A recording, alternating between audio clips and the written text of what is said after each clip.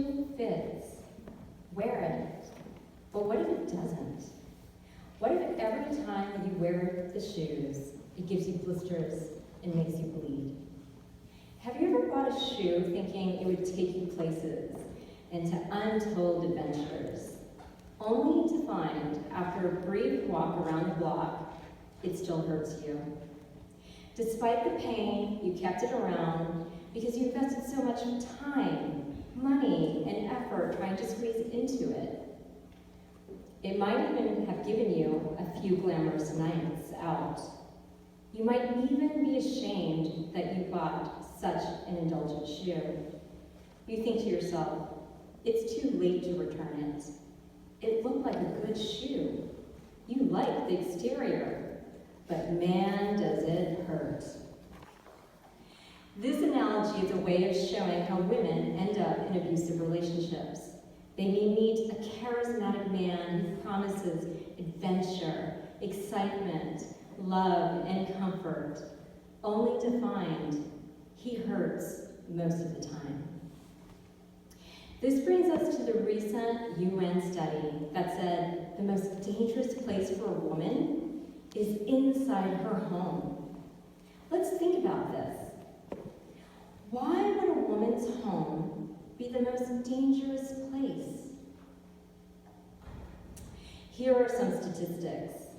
According to the report, out of 87,000 women killed last year, some 50,000, that's approximately 58%, were killed by an intimate partner or family member. More than a third of the women intentionally killed in 2017 were fatally wounded by a current or former partner. Women are more likely to die by the hands of someone they know. In fact, 3 out of 4 people reported knowing a victim of domestic violence. According to the Center for Disease Control, 1 in 4 women reported experiencing violence from an intimate partner. Most cases of domestic violence are never reported to the police. However, if statistics were the answer to saving lives, there would never be another car accident. In fact, the total of female homicide victims has steadily increased since 2012. Statistics don't save people. People do. You do. We do. Ask yourself how we, as a congregation here at NVUC, can use the first UU principle of affirming and promoting the inherent worth and dignity of every woman and every person to keep women safer. The second UU principle of affirming and promoting justice, equity, and compassion in human relations may be the answer. We can start by putting a face to these stark statistics and humanizing this issue. Let me first tell you about Pamela. Pamela was married to a cop. She had 2 children. He tried to kill her 5 times before she was finally able to leave. On one occasion, she jumped out of a moving truck while he was beating her. She said that the bruises weren't the worst part. The worst part was when she looked around at a busy shopping mall parking lot. There were all these people standing there, and no one, not one, nobody helped her. I quote from Pamela's own words. I remember feeling so alone. Nobody helped me, not one. I remember thinking that the abuse wasn't as painful as thinking I had no voice. I had no voice. Nobody helped me. Police came to my home a lot. The police seldom separated us. I knew what I could and could not say in front of my husband. One night, when the police called and came to our house, there must have been a dangerous look in my husband's eyes, because for the first time, the police decided to separate us. They called a woman's local battered women's shelter, but the shelter wouldn't take me that night. My father-in-law gave me money to stay in a hotel. The next morning, I went back. My husband, being a cop, told me that he would find me, and he would kill me, and he would never, ever, ever bury me so that anyone could find my body. I had no money, no place to go. He had already told my family and friends that if they took me in, he would kill me. Pamela was lucky, because she was finally able to escape with her children. However, what kept her in for so long was the fear and the economic need. 43% of domestic violence victims ranked fear as their number one reason to leave, or not to leave, actually. In fact, they had valid concerns, fear. According to the Domestic Violence Hotline, when a woman leaves an abusive relationship, her chances of death by homicide increases 75%. A woman will know when it's safe for her to leave. Do not pressure her by asking, "Why don't you leave?" Her life may be on the line with that very question.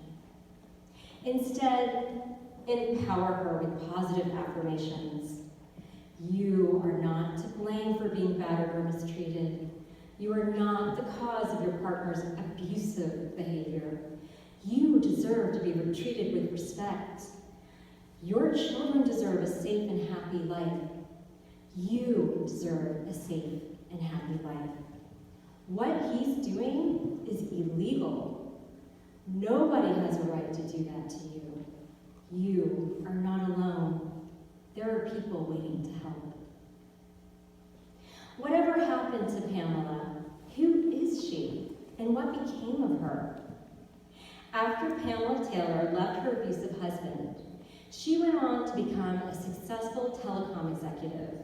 She is the co-founder of the wildly successful Dress for Success nonprofit, whose mission is to empower women to achieve economic independence by providing a network of support, professional attire, and the development tools to help women thrive in work and in life. According to Pamela, do not ask a woman why she doesn't leave. The real question should be, why doesn't he let her go? 28% of victims of domestic violence thought that finding access to money and income to support themselves and their children was the most important problem. However, it's important to note that women from all cultures, races, occupations, classes, income levels, and ages are battered by husbands, boyfriends, lovers, and partners. Famous survivors include Mariah Carey, Reese Witherspoon, Madonna, Halle Berry, Tina Turner, just to name a few. Giving women valuable resources like empowering words, a safe place to talk without criticism, and sharing valuable resources like the Domestic Violence Hotline, or getting her in touch with the local battered women's shelter so she has a safe place to leave, can save her life. Surprisingly, many women experiencing domestic violence don't identify themselves as victims. So in order to solve a problem, we must first be able to identify what it is. The Domestic Violence Hotline defines abuse as physical, sexual, emotional, economical, psychological actions or threats of actions, including any behaviors that frighten, intimidate, terrorize, manipulate, hurt, humiliate, blame, injure, or wound someone. There are 4 main types of domestic violence: sexual violence, stalking, physical violence, psychological aggression.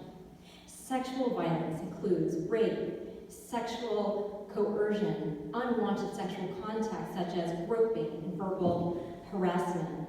Stalking, a pattern of harassing or threatening tactics, causing fear or safety concerns in the victim. Physical violence, slapping, pushing, shoving, severe acts that include hit with a fist or something hard, kicked, hurt, hair pulling, slamming against something, choking or suffocating, beaten, burned on purpose, using a knife or a gun. Psychological aggression, name-calling, insulting, humiliating, and behaviors that are intended to monitor, control, or threaten an intimate partner. If you want to help women become safer inside their homes, judgment, criticism, and coldness are ways that will endanger her more. I love the quote by Nuria Anyo that says, "She could just pack up and leave, but she does not visualize what's beyond ahead." Giving women an emotional safe place without the fear of being judged may inspire her to see her own possibilities. Women so often judge other women harshly. Our second UU principle of affirming and promoting justice, equity, and compassion in human relations may empower women who are filled with shame and isolation to seek help from you. Which brings us to the Brene Brown quote. Vulnerability is about showing up and being seen. It's tough to do when we're terrified about what people might think or see. Courage starts with showing up and letting ourselves be seen. What else can we do to keep women safe in their homes? We, as a society, need to involve men in addressing the problem. The UN report states, men need to be involved in efforts to combat intimate partner violence and family-related homicide, and in changing cultural norms that move away from violent masculinity and gender stereotypes. Action steps that we as a congregation can incorporate in our daily lives include: number 1, active and compassionate listening. Number 2, practicing mindfulness, which is actively observing without judgment. Number 3, if someone confides in you about being abused, provide resources like the National Domestic Violence Hotline and websites like helpguide.org. Number 4, if you feel you can't help them, in a loving and kind way, connect them to those who can help them, like a shelter for battered women. Number 5, do not judge, hold criticism, and again, do not ask, why don't you just leave? Remember, love and compassion that will inspire people to be their best self, and empower them. Judgment and alienation will endanger them. Let's recap these concrete suggestions. Number 1, remember, do not ask why she isn't leaving. When a woman decides to leave, her chances of homicide go up 75%. She'll know when it's safe for her to leave. Do not shame her. She feels more ashamed than you can imagine. The question is, and should not be, the question shouldn't be why doesn't she leave, but rather, why doesn't he let her go? Number 2, tell her she's a wonderful person. You don't deserve this. Encourage her to get to know a local battered women's shelter so she has a place to escape. Number 3, if you see it, if you hear it, it is your problem. Call 911. Make a difference. Help. Do not stand as a silent enabler. This goes with our second UU principle of affirming and promoting the justice, equity, and compassion of human relations. Number 4, this is for men. Don't let your buddies talk badly about women. Hold them accountable. If you hear a man abusing his wife, report him to the police. Locker room talk and objectifying women adds to the misogynistic culture of abuse against women. There is a Baha'i parable that describes a bird. The left wing represents a man, and the right wing represents a woman. If the wings are not equal, the bird cannot fly. Promote equality inside your home. If you identify as one of the 25% of the population that has never met or known a survivor of domestic violence, you are looking at one. I'm one of the lucky ones that survived. In college 24 years ago, I met a charismatic charmer and dated him for 18 months. Like a brand new pair of designer heels, I thought we would go places together. And we did. He was glamorous. His father rode horses with Jackie Onassis. We spent our weekends at polo matches and country clubs. However, after the first year, cracks began to show. He began to stalk me. I discovered he had been in and out of mental hospitals. He started to hit himself. When I stopped reacting, he started to hit me. Soon after, I decided to leave, and like the domestic violence hotline data showed, I became a statistic. When I broke up with him, that's when I was in the most danger. He tried to kill me twice, but I was lucky enough to escape. Though his family was powerful, I decided to go to the police and to report it. I was warned by the Fredericksburg police that I would probably lose. I vowed to leave a paper trail for the next victim, even if I lost. Instead of calling his lawyer, my ex-boyfriend called my house, and my roommate answered, and he admitted that he tried to kill me. He confessed on the phone, I didn't think she was strong enough to leave. This sealed his fate. With a good lawyer, he was able to plea bargain a misdemeanor instead of attempted murder. But I got the permanent restraining order that I needed. I was grateful to have my life back. It was through an understanding female investigator who believed my story and compassionate friends that I am alive today. It was not through judgment or criticism or the phrase, why don't you leave, that inspired me to leave. Each one of you in this congregation has the power to save a woman's life.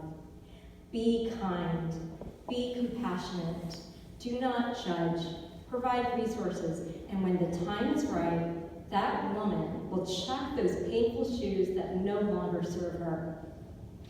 I'm going to end with these words that I recently found on a yogi tea bag. It says, spread the light. Be the lighthouse. Please stand in body or spirit for closing hymn 131, Love Will Guide Us.